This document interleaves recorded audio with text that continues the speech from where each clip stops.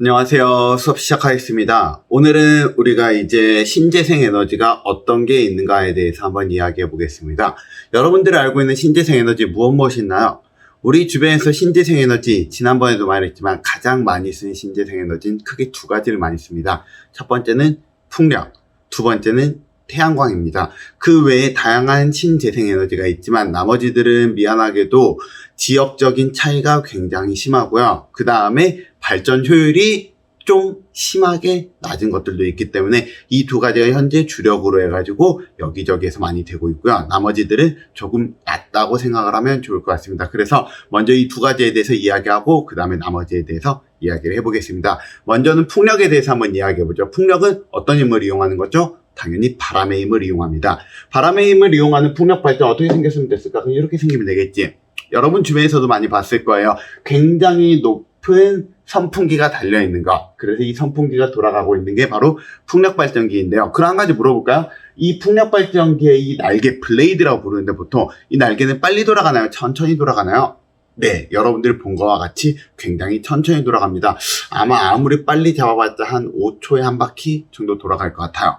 근데 그걸로 전기를 어떻게 만드냐? 그 안에서 분명히 무언가 조작이 있겠죠. 대부분의 경우 이런 풍력발전기는 안쪽에 증속기라고 해가지고 속력을 빠르게 해주는 장치가 있습니다. 뭐 최소는 한 20배에서 많이는 100배까지 빠르게 해주니까 우리가 여기에서 5초에 한 바퀴 돌아가는 것을 1초에 훨씬 더 빠른 속도로, 내가 지금 당장 계산이 안 되는데 어쨌든 훨씬 더 빠른 속도로 돌아갈 수 있도록 되어 있고요. 여러분들이 가까운 과천과학관 같은 데 놀러 가보면 거기에 다양한 발전기 같은 것들도 있는데요. 그 중에 하나로 풍력발전기도 있으니까 나중에 한번 과천과학관 한번 놀러 가보는 것도 굉장히 좋은 생각인 것 같습니다. 어쨌든 이때 전기를 만들고 나면은 이때 만드는 전기는 우리가 전압이 대부분 높게 만들어지기 때문에 변전소를 지나서 그 다음에 일반 사람들이 쓸 수 있게 해주는데, 좀 더 정확하게 말하면은 여기 풍력발전기에서 만든 전기는 만들어낸 전기가 일단 되게 불안정한 전기예요. 무슨 말이냐면 전기라고 말하는 거, 우리 220V를 쓰기 위해서는 전기가 항상 220V로 들어와야 되는 거잖아요.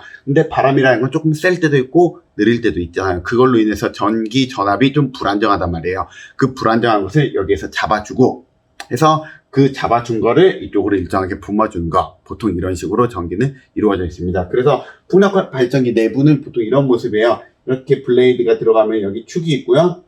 여기 보면은 기어가 있고, 그 기어가 이쪽으로 해서 우리가 지금 대충 그려가지고 이렇게 두 개 해놨는데 이것보다 훨씬 더 복잡한 기어가 들어있고요. 그걸로 발전기를 돌려주는 거라고 생각을 해주시면 좋을 것 같습니다. 자, 이게 풍력발전. 그러면 풍력발전은 어디에다 설치할 수 있을까? 대부분 풍력발전은 두 군데 설치할 수 있어요. 하나 땅, 또 하나 바다. 땅이 좋을까요? 바다가 좋을까요? 장단점이 있어요. 일단은 방금 전에 말한 것처럼 두 군데가 있는데요. 땅이 좋은 이유는 일단 설치 비용이 굉장히 저렴해요. 설치 비용이 저렴하고, 그래서 땅이 넓은 나라 같은 경우에는 좀 버려진 땅이 있다. 그러면 풍력발전기를 설치하면 괜찮죠. 하지만 단점은 이 풍력발전기 아래 살잖아요 하면은 굉장히 고통스럽다라고 합니다. 왜냐하면 이 발전기가 돌아가면서 소음이 나는데 높은 소음은 아닌데요. 굉장히 낮은 저음의 소음이 하루 종일 들린답니다. 해서 제가 풍력발전기 근처에서, 그때 제주도에서 봤던 것 같아요. 풍력발전기 근처에 살고 있는 마을에서 그 풍력 발전기 때문에 있는 소음 때문에 무슨 보상을 해라 라고 해가지고 팻말을 붙여놓은 거 봤는데, 실제로 여기 아래 산다면은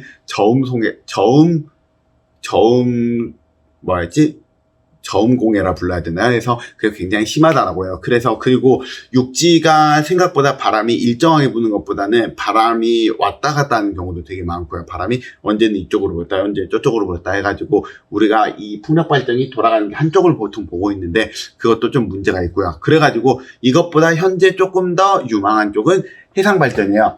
해상풍력은 좋은 점이 뭐냐면 바람이 되게 일정하게 오고요. 바람만 일정하게 오는 게 아니라 또 여기가 주변에 사람들도 안 사니까 조금 상대적으로 이런 소리 같은 것도 조금 더 소리 같은 것도 좀 더 괜찮겠죠. 문제는 이 해양 풍력 발전을 하게 되면은 이 해양 풍력 발전을 만든 거를 지상으로 갖고 오기 위해서는 굉장히 많은 해적 케이블이 존재해야 되겠죠. 해가지고 그 부분이 좀 문제가 돼가지고 우리가 실제로 발전기를 만드는 비용으로 따져보잖아요. 비용으로 따져보면은 비용이 좀 많이 들어요. 그러니까 육상 풍력이 요 정도 돈이 들어간다면은 해상 풍력이 요 정도 돈, 대략적으로 봤을 때 거의 한 3배 정도 돈이 들어가는 것 같아요. 그래서 이 3배 되는데, 이 3배 전체에서 이 발전기 자체에 대한 비용보다 일단은 바다에 띄워야 될 거 아니에요. 바다에 뭐 어떻게 해서든 바다에 땅에다가 뭔가 앵커를 박아가지고 땅에다 세우든 아니면 바다에 부표처럼 이렇게 위에서 위아래로 움직이게 만들든 어떻게 만들든지 그걸 만드는데 드는 비용이 상당하고요. 그 다음에 그 케이블을 우리나라 안으로 가져오는 것도 비용이 꽤나 들어가지고 이게 해상 풍력 발전이 다른 발전들에 비해서 굉장히 돈이 비싸다는 점.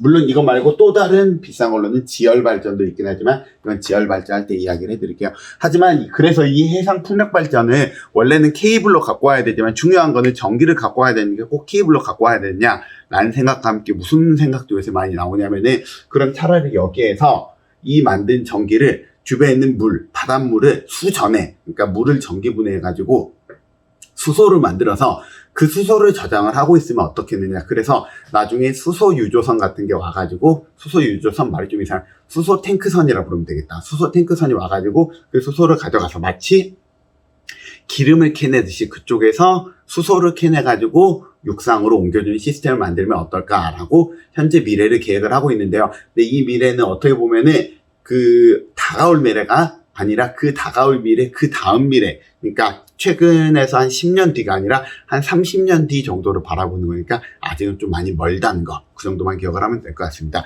이게 풍력 발전의 가장 기초적인 내용입니다.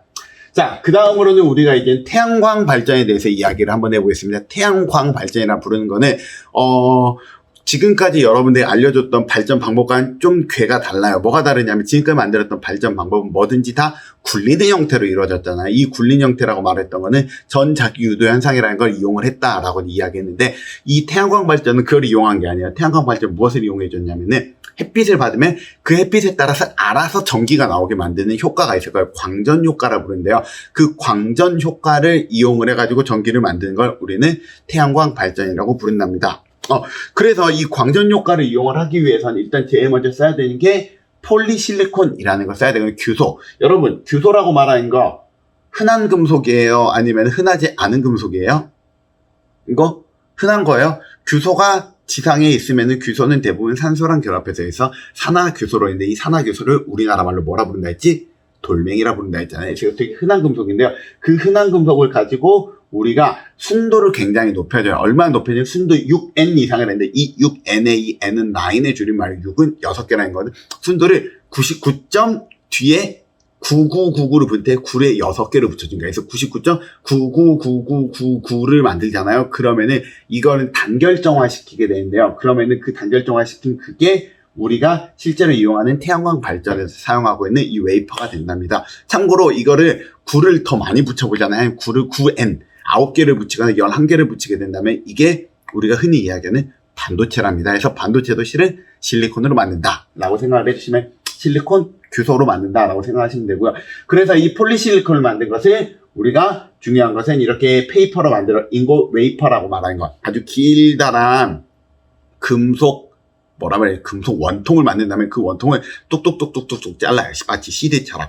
그걸 웨이퍼라고 부르는데 그 웨이퍼를 가지고 우리가 원하는 태양광 패널을 만들게 된답니다. 그래서 이 태양광 패널을 만들어 가지고 쭉 전체적으로 전기를 들어오게 만드는 거. 이게 우리가 이야기하는 태양광 발전이고요. 태양광 발전은 가장 좋은 점이 전 세계 어디서든 이걸 가지고 전기를 만들 수 있다는 점이 제일 좋은 점이지만 물론 적도 근처가 되면은 태양광 발전 효율이 높아지고요. 적도가 아니라 우리나라만 돼도 태양광 발전 효율이 좀 떨어지고 우리나라보다 더 북반구로 간다면 북반구로 가면 갈수록 효율이 떨어진다는 점이 좀 단점이 되겠죠.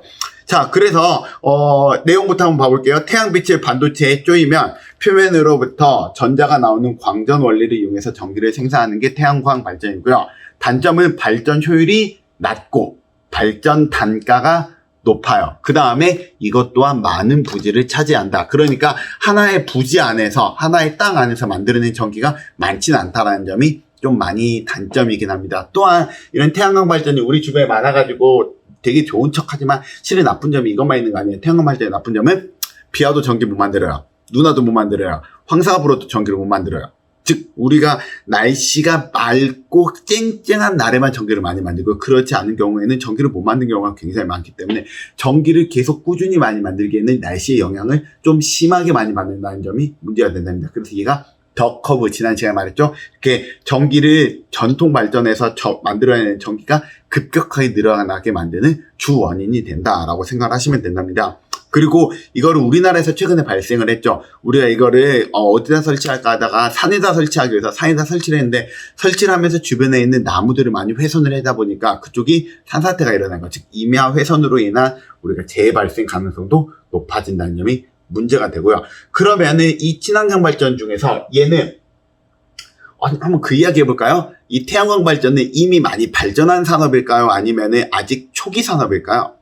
놀랍게도 이거는 굉장히 많이 발전한 사업이에요. 발전을 많이 했다라고 말하는 거는 사람들이 여러 기업들이 여기에 투자를 했고요. 그 투자를 해가지고 태양광 발전 솔라셀을 만들어 봤고 그 다음에 그걸 점점 단가를 낮추는 과정이 있었고요. 그 중에서 단가를 낮추기 힘든 기업들은 다들 퇴출이 어느 정도 된 상태예요. 그래서 실제로는 거의 승자가 정해져 있는 게임이다라고 이야기하고요. 이게 만드는 기술이 언뜻 보기로는 어려워 보이나요? 쉬워 보이나요? 대충 보기로는 이 중에서 제일 어려운 거는 얘가 제일 어려워요. 순도가 높은 실리콘을 만든 건데 6N 정도 되면은 이 기술 장벽이라 보통 부르는 기술 장벽이 심하게 높은 쪽은 아니라서 기술 장벽이 높지 않다면은 중요한 거는 전기를 싸게 공급할 수 있느냐, 인력이 싸냐가 되게 중요한데요. 그 두 개를 가장 잘할 수 있으면서도 기술이 꽤나 발전한 나라, 즉 중국이 현재 여기에서 거의 독점 또는 과점을 우리가 형성을 하고 있고요. 그 중에 아는 사람들이 알 거예요. 부모님들만 투자한다고 한다면은 용기 실리콘이라 부르는 기업이 있거든요. 그쪽이 여기서부터 시작해서 여기까지 모든 것을 이거를 수직 계열화라 부르거든. 그러니까 자원을 채취해서 그 자원을 가지고 만드는 것까지 모든 것을 본인이 다 가지고 있어서 우리가 발전 단가를 되게 싸게 해가지고 만들 수 있는 준비가 현재 돼서 얘네들이 전 세계적으로 현재 점유율 1위를 차지하고 있다라고 생각하면 될 것 같고요. 자, 그래서 친환경 발전 D 한번 봐보겠습니다. 친환경 발전을 각광을 받아 세계적으로 많이 설치되어 있는 게 바로 태양광 발전인데요. 그 다음에 이거는 발전 단가가 계속 떨어지고 있답니다. 발전 단가가 계속 떨어지니까 갈수록 조금 더 싸게 공급이 가능하다라고 생각하면 되겠죠. 그래서 얘가 언젠가는 전통 에너지 발전을 뛰어넘는 날이 오면 좋겠습니다. 자, 그 다음, 우리 여기까지 이제 이야기했고요. 이제 그 다음으로 우리가 좀 잘 모르는 걸 한번 봐보겠습니다. 그래서 방금 전에 말했다시피 이 더커브 현상을 만드는 주 원인이 바로 태양광 발전이었습니다. 자, 이번엔 태양열 발전에 대해서 이야기해 봅시다.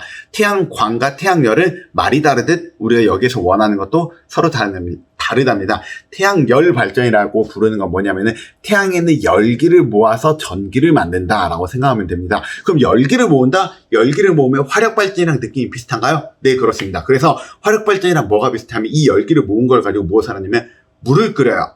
물을 끓이면 뭐가 나오지? 증기가 나오지. 이 증기를 가지고 터빈을 돌려서 전기를 만들어내는 걸 보고 우리는 태양열 발전이라 부르고요. 그러면 증기를 모으기 위해서는 우리가 일단 열을 한 군데 모아야 되잖아요. 열을 모으기 위해서 우리는 보통 어떻게 주냐면은 태양빛을 이렇게 지별판이라는 걸 모아주기도 하는데 이 지별판으로 우리가 물을 끓이기 정도까지가 잘 안 되잖아요. 그럼 보통 이렇게 해줘요. 이렇게 커다란 땅이 있는 곳에서 여기 보면 굉장히 많은 이게 다 거울이거든요. 거울에서 햇빛이 나오면 그 햇빛이 여기로 쏴주는 거예요. 그러면은 여기 햇빛이 아니 왜 그러니? 야 잠깐만요.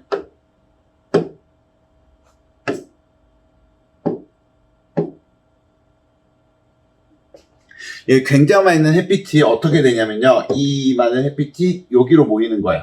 여기. 이쪽으로 모이게 되면 여기에서 물이 끓게 되는 거고요. 그 끓은 물이 이쪽으로 쭉 내려가가지고 이쪽 아래에서 증기로 바뀌어서 이 증기 가지고 발전기를 돌려주는 형태가 바로 우리가 이야기하는 태양열 발전입니다.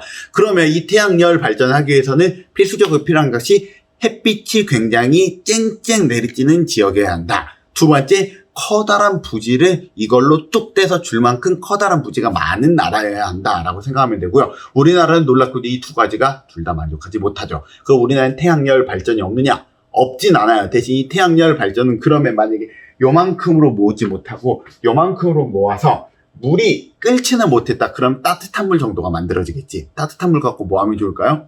집에 난방용으로 쓰면 딱 좋겠지. 그래서 우리나라 같은 경우에 보통 이렇게 이용을 해주기보다는 우리나라는 보통 태양열 발전 이렇게 생겼거든요.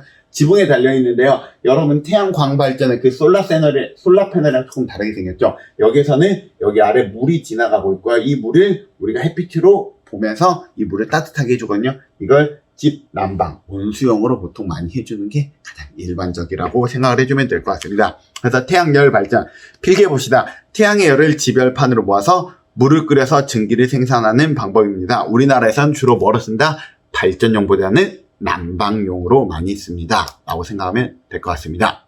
지금까지 한 내용 잘 이해하셨죠? 이제부터는 지열발전에 대해서 한번 이야기해 보겠습니다. 지열발전이라 부르는 것은 무엇을 뜻하냐면은 이제는 우리가 땅속에 있는 열을 이용해 보면 어떨까라고 해보는 거예요. 왜냐면 지금까지 이야기를 잘 들어보면은 뭔가 열이 있으면은 그 열을 이용해 가지고 증기를 만들어서 증기를 가지고 발전소를 돌린다라는 개념만 항상 똑같이 이어졌으니까 그러면 땅속 우리 지하 마그마 있으면 이쪽 뜨겁잖아요. 이런 땅속에 있는 열을 이용하면 안 될까라는 생각도 동일하게 하는 거예요. 그래서 우리가 지표면을 봤을 때 지표면이 좀 여기 물이 있는데 지하수가 좀 뜨거운 지하수가 흐르는 지역이 있잖아요. 그럼 이렇게 관을 파는 거예요. 관을 파가지고 이쪽에서 물을 끌어들여와.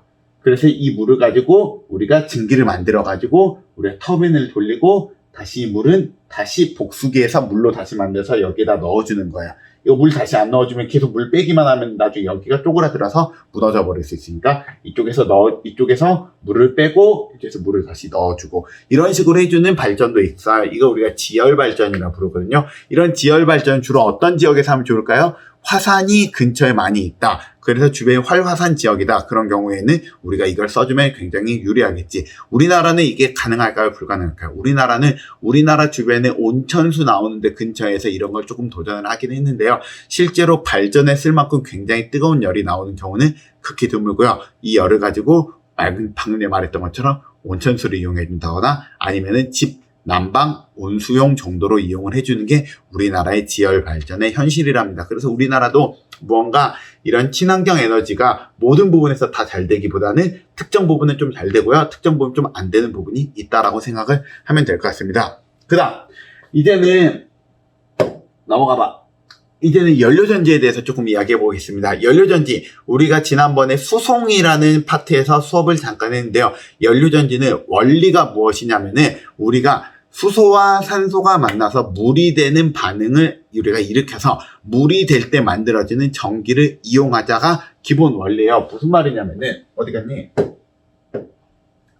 여기 보면은 우리가 수소 원자랑 산소 원자가 우리가 두 개 만나잖아. 이 산소 원자가 둘이 만나게 되면은 물이 만들어지잖아요. 물이 만들어질 때 아주 조금의 전기가 나온다고 해요. 그 나오는 전기를 우리가 모아가지고 그 전기를 가지고 자동차를 움직여주면은 수소 연료전지 자동차라고 불렀고요. 이때 이거를 연료전지라고 부른다고 했는데요. 이게 꼭 자동차에만 적용이 돼야 되냐? 그건 아니에요. 이 연료전지를 조금 다르게 만들어주잖아요. 그러면은 발전소로 만들어줄 수도 있답니다. 물론 어마어마하게 큰 발전소, 화력발전소, 원자력발전소처럼 큰 게 아니라 아주 조그만한 가정용 발전소를 만들어줄 수도 있겠죠. 그 다음에 자동차도 만들어줄 수 있겠고요. 그러면은 이걸 우리가 자세히 봤더니 발전용으로 쓸 수 있고 그 다음에 자동차용으로 쓸 수 있다. 이 두 가지가 실제로는 화석 연료가 사용을 하고 있는 가장 두 가지 큰 축이거든요. 하나가 석탄이나 LNG를 이용한 발전용, 그 다음에 석유를 이용한 자동차용. 이 두 가지가 다 같이 갖고 있기 때문에 우리가 수소를 나중에 탄소를 이용한 이 석유 쪽을 대체할 수 있는 에너지가 되지 않을까라고 해가지고 우리나라에서는 수소 경제라는 말을 현재 이야기하고 있고요. 이걸 키워주기 위해서 현재부터 조금씩 노력을 하고 있답니다. 자, 그래서 연료전지 쪽을 한번 쭉 봐보면은 연료, 수소랑 산화제, 산소의 반응을 이용해서 전기를 생산하는 거고요. 연료전지를 이용을 해서 탄소 경제를 무슨 경제로 바꾸려고 한다? 수소 경제로 바꾸려고 한다. 왜 이 수소 경제로 바꾸려고 하느냐? 이 탄소 경제에서는 끝나고 나서 마지막에 나오는 것이 탄소랑 산소랑 결합물, 즉 이산화탄소가 나오지만 우리가 수소 경제에서 나오는 게 수소랑 산소랑의 결합물, 최종적으로 마지막에 뭐가 나온다? 물이 나오기 때문에 이게 훨씬 더 유리하다는 거지. 자, 그리고 여기에 산소는 그럼 어떻게 갖고 오냐? 산소를 갖고 오는 방법이 되게 간단해요. 공기 중에 산소 많잖아요. 공기 중에 약 21%가 산소잖아요. 과학 시간에 배웠지? 그 산소를 우리가 산소만 따로 채집을 해가지고 안쪽으로 넣어줄 수 있는 기술을 만들어가지고 해준답니다. 그래서 이 연료전지는 누가 잘 만드냐? 우리나라에서도 이걸 굉장히 열심히 만들고 있고 잘 만들고 있답니다. 자, 그래서 이 수소 같은 경우에는 좋은 점이 뭐냐면 이걸 잉여 전력을 보관 가능한 차세대 에너지 저장 장치로 현재 생각을 해가지고 여기저기에서 저장을 하려고 하는데요. 수소를 어떻게 저장을 해야 되느냐? 또 조금 여기저기 논란이 있어요. 제일 좋은 거는 일단은 수소를 제일 좋은 거라고 말할 수는 없고요. 수소를 저장하는 방법이 대충 한 3가지 정도가 있거든요. 첫 번째로는 수소를 저장하는 방법으로 수소를 아예 액체로 만들어버리는 방법이 있어요. 근데 수소를 액체로 만들기 위해서는 굉장히 초저온까지 수소를 내려줘야 되기 때문에 초저온을 버틸 수 있는 연료 탱크가 필요해요. 그래서 그렇게 저장하는 방법이 있고요. 아니면은 고온 고압으로 눌러버리는 방법이 있어요. 아주 고온 고압, 고온이 아니고 고압으로 눌러버리잖아요. 그러면은 이 수소를 액체시킨 것보다는 조금 더 부피가 더 되긴 하지만 아주 조그마한 공간 안에 많은 수소를 저장할 수가 있게 되죠. 이게 현재 수소 연료전지 자동차에서 제일 많이 쓰는 방법. 수소를 압축 탱크에 넣어주는 방법이 있고요. 그 다음에 수소가 우리가 공기 중 우리가 일상생활하면서 가장 이거를 뭐라 해야 되지? 녹는 점을 끓는 점을 최대한 높여놓은 방법이 하나 있거든요. 바로 뭐냐, 암모니아라고 말하는 방법이에요. 암모니아는 실제로 우리가 공기 중에서는 이게 기체잖아요. 근데 이거는 조금만 아래로 내려가도 이거는 액체화 시키기가 굉장히 유리하니까. 왜냐하면 나머지 지금 말하는 수소 같은 영하 200도가 넘어가야 되지만 내가 알기로는 암모니아 영하 50도가 안 되는 걸로 저는 알고 있어요. 그렇기 때문에 우리가 상대적으로 암모니아 같은 경우에는 우리가 기체에서 액체로 만들어지기 유리하니까 암모니아 형태로 저장을 하려는 것도 현재 만들어지고 있지만 이것 또한 뭐 문제가 있죠. 왜냐하면 이 암모니아에서 다시 수소를 추출해야 되는데 이거 어떻게 추출할 거냐라는 문제점도 같이 갖고 있는 게 바로 지금 이야기한 수소입니다. 자, 그 다음. 그래서 수소 같은 경우에는 방금 전에 말한 수소 경제를 이용해가지고 수소를 생산을 하고요. 수소 생산 뭐 여러 가지로 해줄 수 있어요. 예를 들어서 신재생 에너지로 수소의 열 분해를 가지고 만들어줄 수도 있고요. 그 다음에 바이오매스의 석유 같은 데서도 수소를 만들 수 있거든요. 그래서 이때 만드는 수소를 저장을 하기도 해요. 그래서 수소로 급을 나누기도 해요. 제일 좋은 수소를 뭐 예를 들면 그린 수소, 그 다음 뭐 블루 수소, 그레이 수소, 뭐 이런 식으로 수소를 좀 나누기도 하는데 어쨌든 어떤 수소들을 액화 수소로 만들기도 하고요. 그 다음에 압축을 하기도 하고요. 암모니아로 만들기도 해가지고 여러 가지로 우리가 필요한 곳에다 쓸 수가 있답니다. 그래서 다양한 것을 현재 연구 중이고요. 현재 이게 뭔가 이제 돈을 많이 벌고 현재 이게 뭔가 활성화됐다까지 말을 못하지만 이제 조금씩 만들어져가지고 여기저기 나라에서 돈을 벌 수 있는 방법에 대해서 연구하고 있다 정도만 생각을 하면 좋을 것 같습니다.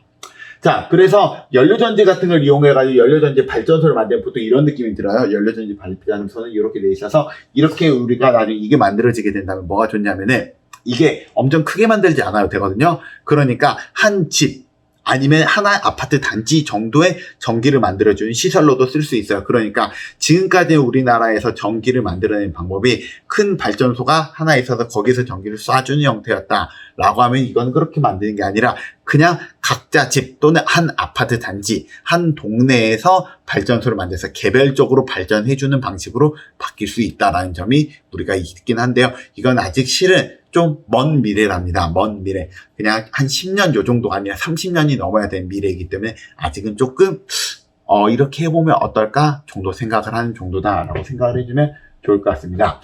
자, 그 다음 이제 마지막 해양 발전에 대해서 이야기해 볼게요. 해양 발전, 우리 주변에는 물이 굉장히 많잖아요. 전 세계에서 물이 차지하는 비율이 육지가 차지하는 비율보다 굉장히 많은데 물을 이용해서 발전해주면 안 될까 생각을 해가지고 수력 발전이 아닌 다른 발전은 무엇이 있을까에 대해서 사람들이 연구를 해봤거든요. 그 대표적인 걸로 3가지 이야기할 거예요. 첫 번째 조력, 두 번째 파력, 세 번째 해양 온도차 발전에 대해서 이야기를 해드릴게요. 첫 번째 조력 발전이라고 말하는 건 뭐냐면은 조수 간만의 차, 밀물과 썰물의 차가 좀 많이 나는 지역 같은 경우에는 이걸 이용을 해가지고 우리가 전기를 만들면 어떨까라고 생각을 했고요. 그래서 대략적으로 봤을 때 한 5m, 밀물과 썰물차가 5m 정도가 나면 전기를 만들 수 있고요. 한 10m 정도가 나야지 수익이 나쁘지 않다라고 한답니다. 그래서 그걸 이용해서 전기를 만드는 시설이고요. 쉽게 말하면은 물이 수문 쪽으로 들어왔을 때는 이게 터빈이 돌지 않다가 물이 이제 어느 정도 차잖아요. 그 다음에 나서 이제 이 바다 쪽이 물이 낮고 이쪽에 물이 많을 때 이 물을 빼면서 발전기를 돌려주는 거지.